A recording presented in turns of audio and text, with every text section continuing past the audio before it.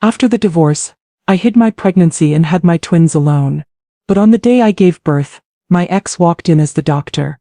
2 minutes later, something happened that changed everything. What occurred in that hospital room forced me to face the man I'd spent months avoiding, and by the end of that night, everything I thought I knew about my marriage, my choices, and my future had been completely shattered. Before we continue, I just want to say thank you for taking the time to hear my story.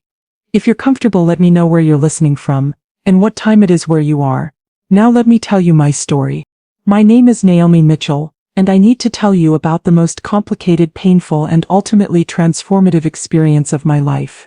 But to understand what happened in that delivery room, you need to understand how I got there. You need to understand the man I married, the marriage that fell apart, and the choice I made to go through pregnancy completely alone. I met Marcus Wilson when I was 26 years old. I was a freelance graphic designer working from a cramped studio apartment, trying to build my business from the ground up. He was a resident at City General Hospital in his second year of a grueling OB/GYN residency. We met at a coffee shop, the most ordinary, unremarkable meeting you can imagine. I was working on my laptop and he asked if he could share my table because the place was packed. We started talking. He was exhausted from a 36-hour shift but still took the time to ask about my work, to look at my designs, to genuinely listen. There was something about Marcus that felt steady, reliable, safe. In a world of men who played games and sent mixed signals, Marcus was refreshingly direct. He asked for my number before he left. He called the next day. We had our first date that weekend. Marcus was beautiful, tall, dark-skinned, with kind eyes and hands that moved with the precise confidence of a surgeon. But what I loved most about him wasn't his looks. It was his passion. When he talked about bringing babies into the world, about being present for families during the most important moment of their lives, his whole face lit up. He told me about complicated deliveries he'd assisted with, about mothers he'd comforted, about the tiny miracles he witnessed every day. There's nothing more powerful than helping a woman bring life into this world, he told me on our third date. It's sacred, it's profound. Every single time, I'm in awe. I loved that about him, his reverence for life, for motherhood, for family. It made me feel safe, like this was a man who understood what mattered. This was a man who would be an incredible father someday. We dated for 2 years before he proposed. The proposal was simple. He took me to the park where we'd had our first picnic, got down on one knee and said, "Naomi, I want to build a life with you. I want to come home to you every night. I want to create a family with you. Will you marry me?" I said yes without hesitation. Our wedding was small but beautiful. My family flew in from Atlanta. His small family came, just his father and his younger sister Tasha. His mother had died when Tasha was born. He didn't talk about it much, and I didn't push. I knew it was painful. The first 3 years of our marriage were good. Not perfect, but good.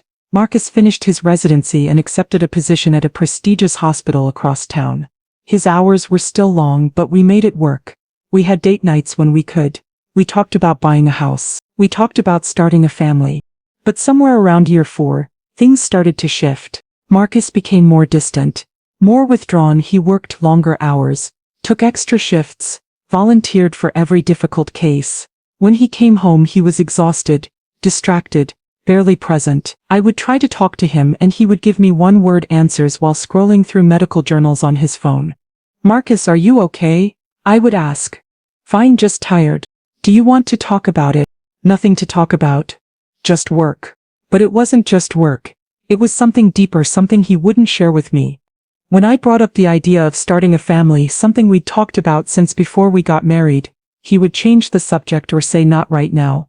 The timing isn't good." "When will the timing be good?" I pressed. "I don't know, Naomi. Can we not do this right now?" The distance grew. We stopped having date nights. We stopped having meaningful conversations. We barely touched. I felt like I was living with a roommate, not a husband. I tried everything. Couples therapy, he refused. Planned romantic weekends, he canceled last minute. Heartfelt conversations, he shut down. By year 6, I was exhausted.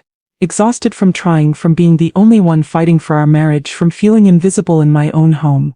One night, after he missed our anniversary dinner because of an emergency surgery, I confronted him. "Marcus, I can't do this anymore." He looked up from his phone, surprised. "Do what?" "This marriage where I'm the only one present. I feel like I'm married to a ghost. That's dramatic, Naomi. Is it? When was the last time we had a real conversation? When was the last time you touched me? When was the last time you acted like you actually wanted to be married to me? He was quiet for a long time. Then he said, maybe we need some space. Those 4 words broke something in me. Not let's fix this, not I'm sorry, just maybe we need space.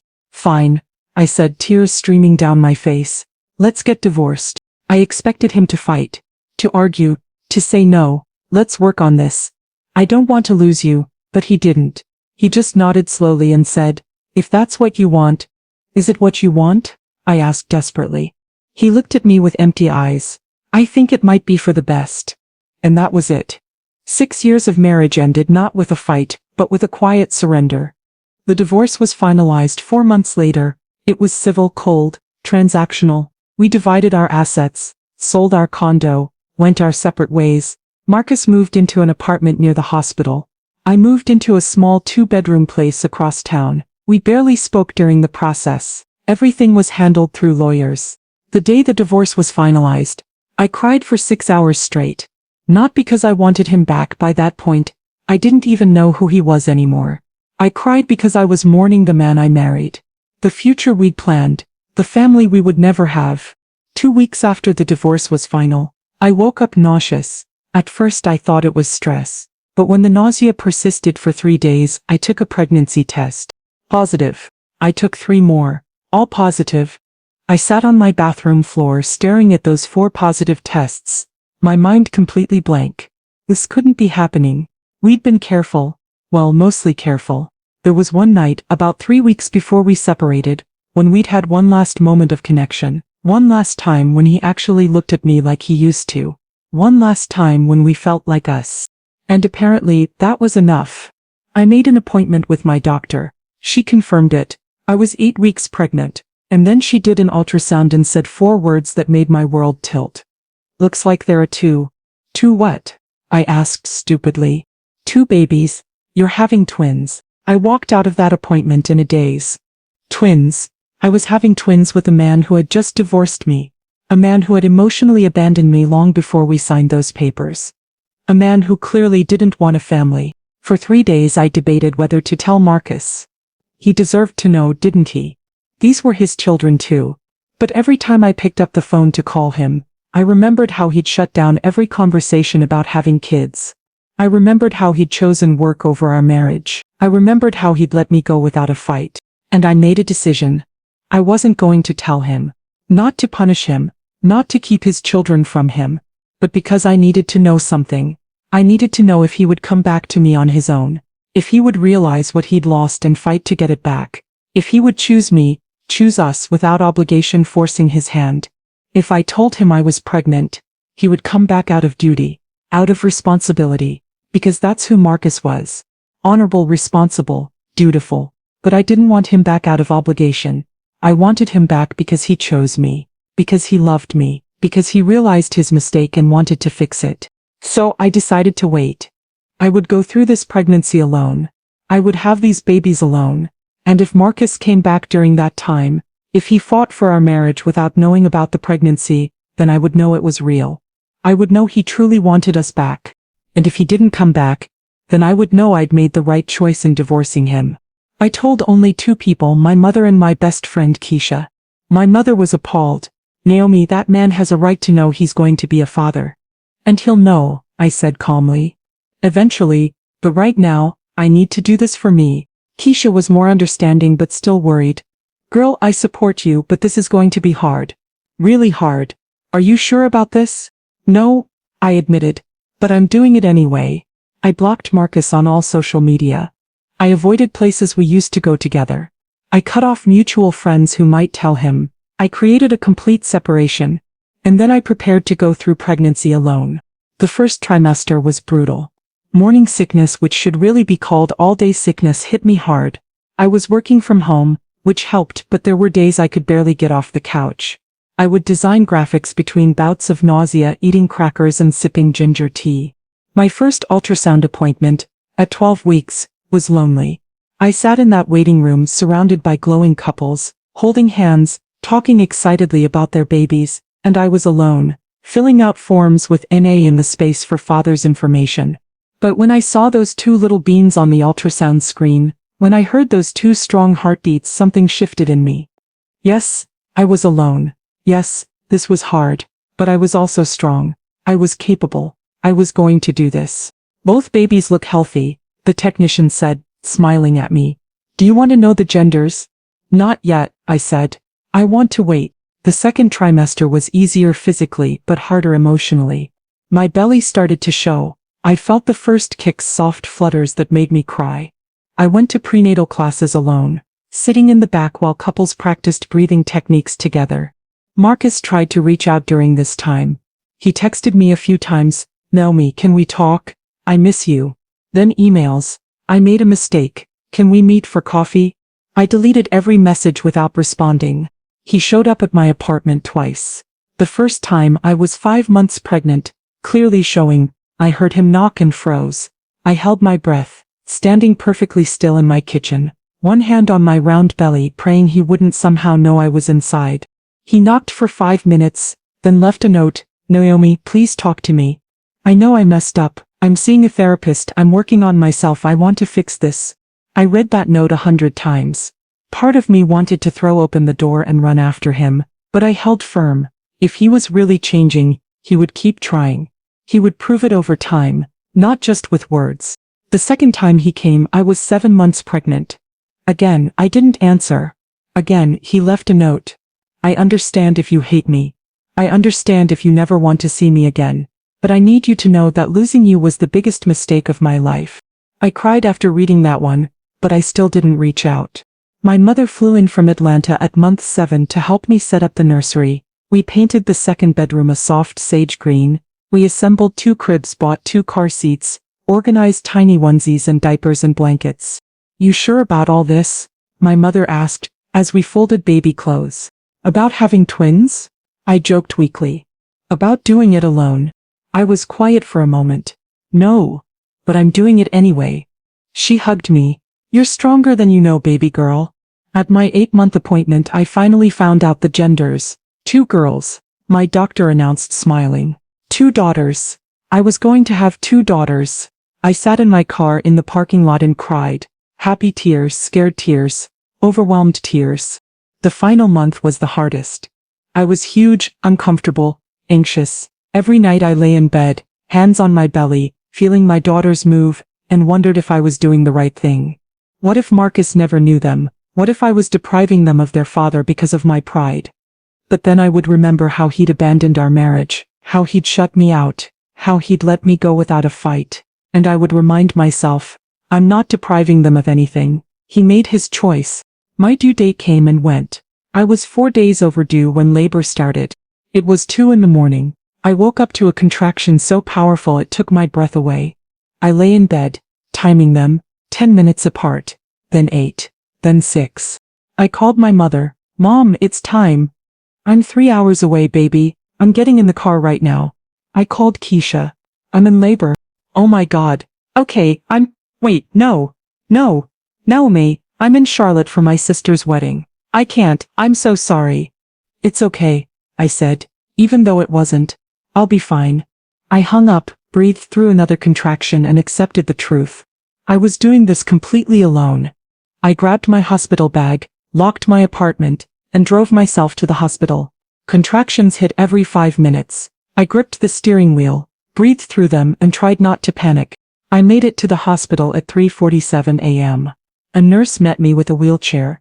Is someone parking the car for you, honey? She asked kindly. No. It's just me. She gave me a sympathetic look. Okay, sweetheart. We've got you. They got me into a labor and delivery room. Checked me 4 centimeters dilated. The contractions were intense. Relentless. I asked for an epidural immediately. I wasn't trying to be a hero. The anesthesiologist came, placed the epidural perfectly. The relief was immediate and glorious. My delivering doctor came in, Dr. Patricia Coleman, a woman in her 50s with warm eyes and capable hands. Naomi, I'm Dr. Coleman.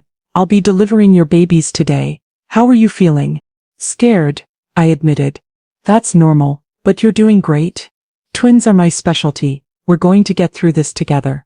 Over the next several hours I labored, alone, but surrounded by nurses who were incredibly kind. They held my hand. They coached me through contractions. They told me I was strong, that I was doing amazing. At 11:23 a.m., I was fully dilated. "Okay, Naomi," Dr. Coleman said. "It's time to meet your babies. Are you ready?" I nodded, tears streaming down my face. "Let's do this." Pushing was the hardest thing I've ever done. Even with the epidural, I felt the pressure, the intensity, the sheer physical effort of bringing life into the world. "I can see the head," Dr. Coleman announced. "One more big push." I pushed with everything I had. And then I heard it. The most beautiful sound in the world. A cry. Strong and loud and perfect. "It's a girl," Dr. Coleman announced, placing my first daughter on my chest.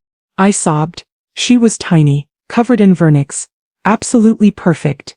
"Hi, baby," I whispered. "Hi, my love." They took her to clean her up, and I immediately started pushing again. Baby number 2 was ready. 3 pushes later, at 11:34 a.m., my second daughter was born. Another perfect cry. "Another girl," Dr. Coleman said, placing her on my chest too. I held both my daughters, one in each arm, and I was completely overwhelmed. They were here, they were healthy, they were mine. "You did it, Naomi," Dr. Coleman said softly. "You did it all by yourself. I'm so proud of you." After a few precious minutes of skin-to-skin contact, the nurses took my daughters to the nursery for their standard newborn checkups. I was moved to a recovery room, exhausted but filled with a pride I'd never felt before. I did it. I had my babies alone. I survived. A nurse came in with paperwork. "Congratulations, Mama. Now we need to fill out the birth certificates. Have you chosen names?" I had. Sarah Nicole Wilson and Maya Rose Wilson. She wrote them down, and the father's information. I hesitated. This was the moment I officially left Marcus off their birth certificates or included him. "You can leave it blank for now if you need time," the nurse said kindly. "Marcus Wilson," I heard myself say, even though he didn't know about them, even though he wasn't here, I couldn't erase him from their lives. Not officially, but I don't have his information with me. "Can we complete that later?" "Of course." After she left, I lay in that hospital bed staring at the ceiling, processing everything. I'd done it. The hardest part was over. Now I just needed to rest, recover, and wait for them to bring my daughters back from the nursery. I must have dozed off, because the next thing I heard was the door opening. "Mrs. Mitchell?" a male voice said. "I'm Dr. Wilson. I'm here to check on your recovery," and I opened my eyes. The world stopped. Standing in the doorway, wearing scrubs and a white coat, holding a clipboard, was Marcus. My ex-husband. The father of my children, who had no idea those children existed until this exact moment. Our eyes locked. I saw the confusion cross his face, then the realization as he glanced at the chart in his hands. I watched him read, "Twin dissolution. Female infants. Patient. Nehemiah Mitchell." His face went completely pale. The clipboard slipped from his hands and clattered to the floor. "Naomi," he whispered. You were pregnant?" I couldn't speak. Couldn't move. This couldn't be happening. Of all the doctors in this hospital, in this entire city. "Hey, the babies," he said, his voice shaking. "Are they?" Before I could answer, before I could process what was happening, a nurse burst into the room, her face panicked. "Dr. Wilson, we need you in the nursery now. Baby girl Wilson, she's not breathing properly. Her oxygen stats are dropping fast." Everything that happened next was a blur. Marcus's head snapped toward the nurse. "Which room?" "Nursery 3. He looked at me, and in that split second, I saw everything in his eyes: shock, confusion, pain, and then pure medical focus. "That's my daughter," I said, my voice breaking. "That's our daughter." Something changed in his face. A determination I'd never seen before. He ran. I tried to get up, but my legs were still weak from the epidural, from labor. A different nurse rushed in, the one who'd burst in with the emergency. "Ma'am, you need to stay in bed. You just gave birth." "That's my baby," I screamed. "That's my baby, and I need to." "Dr. Wilson is the best," she said firmly but kindly, pushing me gently back onto the bed. "He's going to take care of her, I promise." I was sobbing now, full body sobs. "Please, please, I need to know what's happening." "I'll get you updates as soon as I can," she promised. And then she was gone too. I was alone in that room, my body still recovering, my mind in complete chaos, my heart being ripped apart by fear. One of my daughters, Maya, baby girl B, was fighting for her life. And Marcus, the man I'd hidden this pregnancy from, the man I'd divorced, the man I thought I'd never see again, was the one trying to save her. Those were the longest minutes of my life. I stared at the door praying, begging God or the universe or anyone who was listening to keep my baby safe. To let her breathe. To let her be okay. I don't know how much time passed. It felt like hours but was probably only 10 minutes. Then Marcus walked back into my room. His scrubs were disheveled. His face was drawn. But he was calm, steady. "She's okay," he said immediately, seeing the panic on my face. "Naomi, she's okay." I collapsed back against the pillows, sobbing with relief. Marcus walked closer to my bed. "She had some fluid in her lungs. Not uncommon with twins. The second baby sometimes has more birth fluid. We suctioned it out, gave her some oxygen support. Her stats are back to normal. She's breathing fine now. Can I see her?" I begged. "Soon. We're keeping her in the nursery for observation for another hour, just to be safe. But she's going to be fine." I nodded, still crying, still processing. Marcus stood there looking at me and I saw his hands shaking slightly. The professional mask was cracking. "Naomi," he said quietly. "You had twins. Our twins." "Yes. And you didn't tell me." "No." He was silent for a long moment. Then he pulled a chair up next to my bed and sat down heavily. "Why?" I looked at him, really looked at him. He looked older, tired. But there was something different in his eyes. Something softer than the cold distance I'd seen in the last years of our marriage. "Because you left me," I said simply. "You emotionally left me long before the divorce. And when I found out I was pregnant, I decided that if you came back, it needed to be because you wanted me. Not because you felt obligated to stay because of babies." "I did want you," Marcus said, his voice cracking. "I never stopped wanting you." "Then why did you push me away?" I demanded, anger rising through my exhaustion. "Why did you shut me out? Why did you let me go without a fight?" Marcus put his head in his hands. When he looked up, there were tears in his eyes. "Because I was terrified." "Of what?" "Of losing you." I stared at him confused. "That doesn't make sense." "My mother," Marcus said slowly, painfully, "died giving birth to my sister. She hemorrhaged. They couldn't stop the bleeding. I was 7 years old standing outside the hospital room and I heard her screaming, and then I heard silence, and then my father came out and told me my mother was gone but my sister was alive. I'd known his mother died in childbirth, but I'd never heard the details. He'd never shared them. For my entire life," Marcus continued, "I associated pregnancy and childbirth with death, with loss. I became an OB/GYN because I wanted to save other women. I wanted to make sure no other kids stood outside a delivery room and lost their mother. But the closer we got to talking about having our own kids, the more terrified I became. Marcus, I was afraid that if you got pregnant, I would lose you. That history would repeat itself, that I would have to choose between you and a baby, just like my father did. So I pushed you away. I threw myself into work. I convinced myself that if we never had children, I could keep you safe. I could keep you alive." I was crying now, understanding flooding through me. "But you're an OB/GYN. You know that childbirth is safe now. Medical technology. Logic doesn't matter when it comes to trauma." Marcus said, "My therapist has been helping me see that. After you left, after the divorce, I fell apart. I started therapy. I started processing my mother's death for the first time in my life.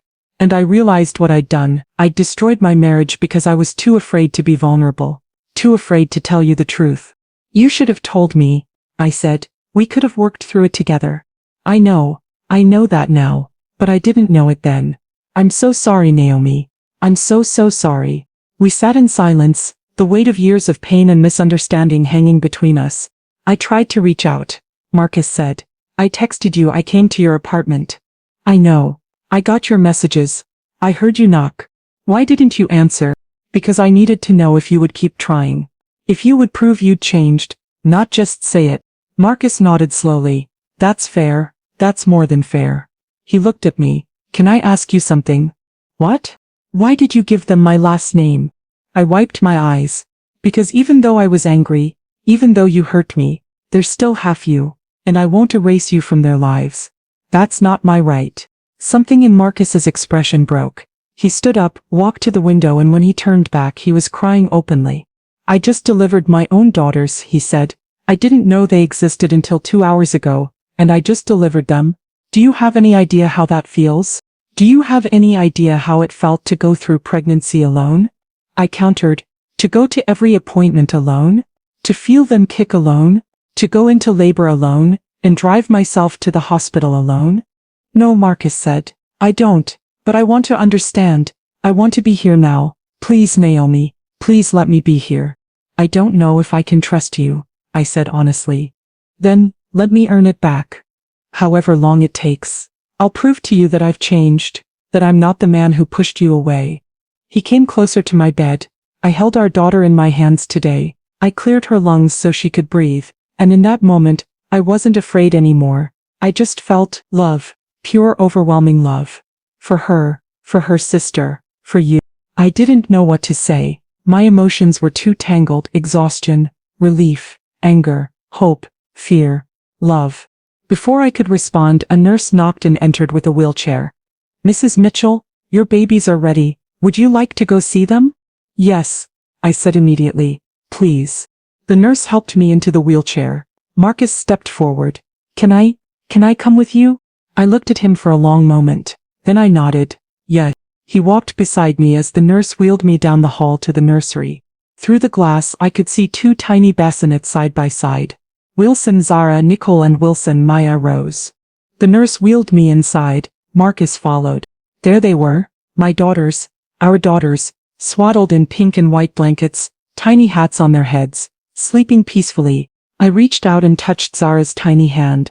She wrapped her fingers around mine, instinctively. I looked at Maya, the one who'd scared us, and saw her chest rising and falling steadily.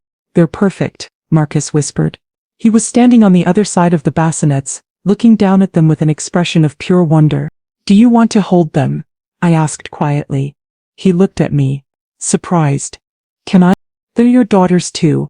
A nurse helped him pick up Zara carefully, showing him how to support her head. He cradled her in his arms, and I watched this strong, capable doctor who had delivered hundreds of babies hold his own daughter for the first time and completely fall apart. He was crying, smiling, staring at her like she was the most precious thing in the world. Hi Zara, he whispered. Hi baby girl, I'm your daddy. I'm sorry I wasn't here before, but I'm here now. I promise I'm here now. Watching him, something in my chest cracked open. All the anger, all the hurt, all the walls I'd built. They didn't disappear, but they softened, because I saw in that moment that his fear had been real. His trauma had been real. And his love for these babies was undeniably, powerfully real. The nurse helped me pick up Maya. I held her close, kissed her forehead, breathed in her perfect baby smell. I'm sorry you got scared, sweet girl, I whispered. But you're okay now. You're so strong. Marcus looked at me across the space between the bassinets. Naomi, I know I have no right to ask this. But can I be part of their lives? Can I be their father? You are their father, I said. That's not something I can take away from you. But being in their lives requires more than biology. It requires showing up, being present, being consistent. I will be, Marcus said firmly. I'll be there for every feeding, every diaper change, every doctor's appointment. I'll be the father they deserve. And what about me? I asked quietly. What about us? Marcus was quiet for a moment, looking down at Zara in his arms. I don't expect you to forgive me right away. I don't expect you to take me back. I just want the chance to prove that I've changed, to show you that I can be the husband you needed me to be. I don't need a husband right now. I said honestly, I need a partner. I need help. I need support. Can you be that? Yes, Marcus said without hesitation. Whatever you need, I'm here. Over the next 3 days in the hospital, Marcus barely left. He slept in an uncomfortable chair in my room. He changed diapers, brought me food, held the babies while I rested.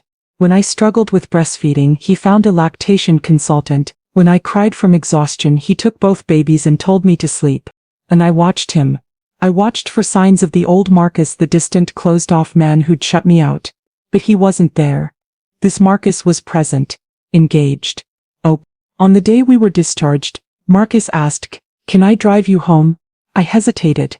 Letting him into my apartment, into my space, felt significant, but I was also exhausted and overwhelmed at the thought of managing 2 newborns alone.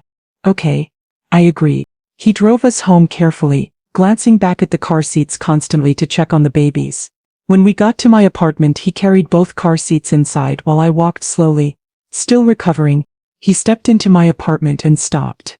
He was staring at the nursery door, which was open, revealing the sage green walls and 2 cribs. "You set this up alone," he said quietly. "My mom helped." He walked into the nursery, looking at every detail, the mobile hanging above the cribs, the rocking chair in the corner, the changing table stocked with diapers and wipes. He picked up a tiny onesie that said "Daddy's Girl," and his face crumpled. "I should have been here," he said. "I should have helped you paint. I should have built these cribs. I should have been here." "You should have," I agreed, "but you weren't. And I survived. I'm stronger than I thought I was." "You're the strongest person I know," Marcus said, looking at me. "You went through pregnancy and childbirth alone. You created this beautiful space for our daughters alone. You did everything alone, and you shouldn't have had to." That night, Marcus stayed. He took the night shift, changing diapers and bringing me the babies when they needed to feed. When I woke up at 3 a.m. to him rocking Maya and singing softly to her, something in me shifted. Maybe, just maybe, he really had changed. Over the next few weeks, Marcus was there every single day. He moved into a nearby apartment so he could be close. He adjusted his work schedule to have more flexible hours. He took paternity leave, something he'd never mentioned taking when we were married and planning for kids. He learned their different cries. He figured out that Zara liked to be swaddled tight while Maya preferred her arms free. He researched the best formula when I struggled with milk production. He scheduled their pediatrician appointments and came to every single one. My mother flew back in to help after the first week. She was shocked when she met Marcus. "Is this the same man who let you go?"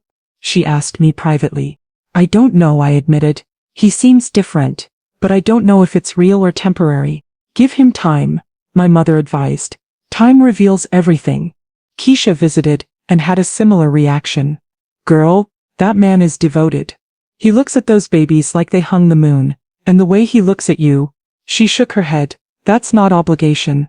That's love." But I held back. I let Marcus be involved with the girls, but I kept emotional distance between us. I didn't talk about our marriage. I didn't talk about the future. I just focused on day-to-day survival with 2 newborns. Then, when the twins were 6 weeks old, something happened that changed everything. It was 2 a.m. I was exhausted, trying to calm Maya, who had been crying for an hour. Nothing worked. I'd fed her, changed her, burped her, rocked her. She just kept crying. Marcus was staying over that night, sleeping on my couch because I'd been particularly exhausted. He appeared in the nursery doorway. "Let me try," he said gently. I handed Maya to him, tears of frustration streaming down my face. "I don't know what she needs." Marcus took Maya and placed her on his chest, skin to skin. He walked to the rocking chair and sat down, holding her against his heartbeat. "Sometimes," he said softly, "babies just need to feel safe. They need to know someone's there." Within 5 minutes, Maya's cries reduced to whimpers. Within 10, she was asleep. I stood there watching them, and I realized something. Marcus wasn't just helping out of guilt or obligation. He was helping because he genuinely loved these babies.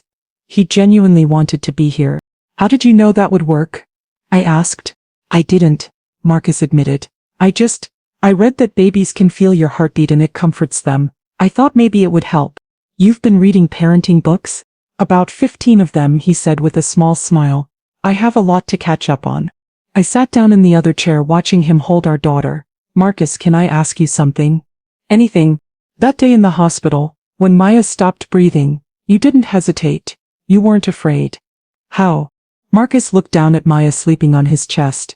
"Because in that moment, fear didn't matter. She needed me, and I realized that's what being a father means. It's not about your fear or your trauma or your issues. It's about showing up for your kids, no matter what. That's what I needed from you as a husband," I said quietly. "I needed you to show up, to choose us over your fear." "I know," Marcus said, "and I failed you, but I'm not going to fail them, or you, not anymore."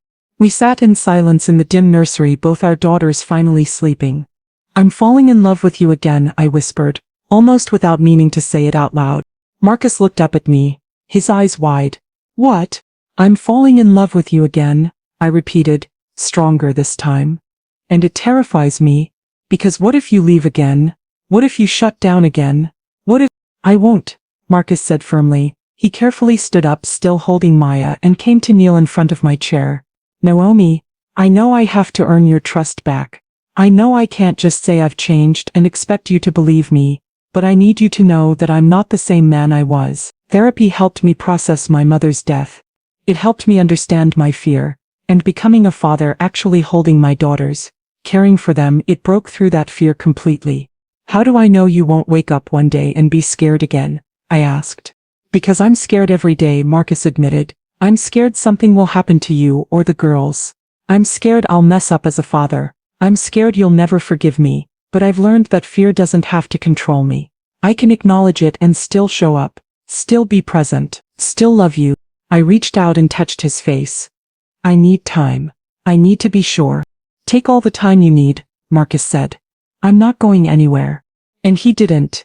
3 months became 6 months. 6 months became 9. Marcus was there for every milestone. The first smiles. The first time they rolled over. The first giggles. The first time they slept through the night. Praise God. He also proved himself in smaller ways. He fixed things around my apartment without being asked. He grocery shopped. He did laundry. He gave me breaks so I could shower or nap or just breathe. He never complained, never made me feel guilty. Just showed up consistently, every single day. We started having dinner together as a family. We started talking, really talking about everything. About his therapy, about his mother, about his fears, about our marriage, about what went wrong and how we could do better. I'm learning to communicate, Marcus told me one night after the girls were asleep. In therapy, I'm learning that I shut down when I'm afraid instead of talking about it. I'm learning to recognize that pattern and break it. I'm learning too, I admitted. I'm learning that I have a tendency to shut people out when I'm hurt. To test them instead of just being honest. I did that to you when I didn't tell you about the pregnancy. I understand why you did it, Marcus said. I don't blame you. But it wasn't fair, I said. You deserved to know about your daughters from the beginning. I was punishing you by keeping them a secret. We both made mistakes, Marcus said, but we're learning. We're growing together. On the twins' first birthday, Marcus asked me to go for a walk. My mother was visiting and happily agreed to watch the girls. We walked to the park where he'd proposed years ago. He took my hand, something we'd slowly started doing again over the past few months. Naomi, he said, stopping at the same bench where he'd gotten on one knee. I'm not going to propose again, not yet. Because I want to do this right. I want to date you properly. I want to court you.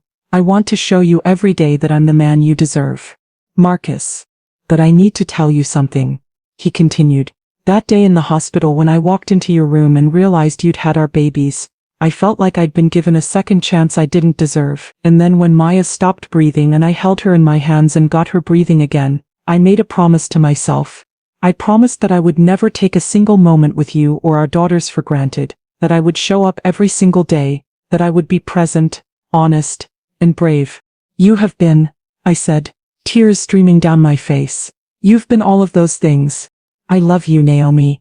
I never stopped loving you, and I will spend the rest of my life proving that I've changed, that I'm worthy of you and our daughters. I looked at this man, the man I'd married, lost, divorced, and was slowly falling in love with again, and I made a choice. I love you too, I said, and I forgive you.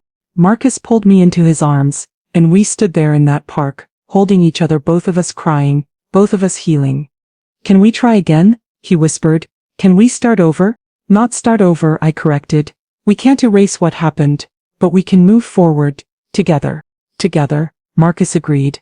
That was 2 years ago. Today, the twins are 3 years old. Marcus and I got remarried 6 months ago, a small ceremony with just our families and closest friends. This time I walked down the aisle with Zara and Maya as my flower girls, wearing matching dresses and throwing petals everywhere except where they were supposed to. We live in a house now, a real house with a yard where the girls can play. Marcus works part-time and is home more. I expanded my graphic design business. We go to couples therapy once a month, not because we're struggling but because we're committed to staying healthy. And yes, I'm pregnant again. 4 months along with a boy this time, and Marcus is over the moon, actively involved in every appointment, every milestone, with zero fear, just excitement and love. The day I gave birth to my twins was the day my life changed forever. Not just because I became a mother, but because it forced Marcus and me to confront everything we'd been avoiding. His fear, my hurt, our broken communication, our failed marriage. That emergency with Maya, those terrifying 2 minutes when she couldn't breathe, was the catalyst that changed everything. It showed Marcus that love is stronger than fear. It showed me that people can change if they do the work. It showed both of us that some things are worth fighting for. I still think about that moment sometimes. Marcus walking into my hospital room, the shock on his face, the emergency that followed, how everything I'd planned and controlled fell apart in an instant, how the man I'd hidden my pregnancy from became the man who saved our daughter's life. Life has a funny way of working out, not the way we plan, not the way we expect, but sometimes if we're brave enough to be vulnerable, honest enough to forgive, and strong enough to try again, life works out exactly the way it's supposed to. I hid my pregnancy because I wanted Marcus to choose me freely, without obligation, and in the end, he did choose me. Not perfectly, not without mistakes, but wholly, completely, with a love that had been tested and proven real. And that's a love worth everything. Thanks for watching.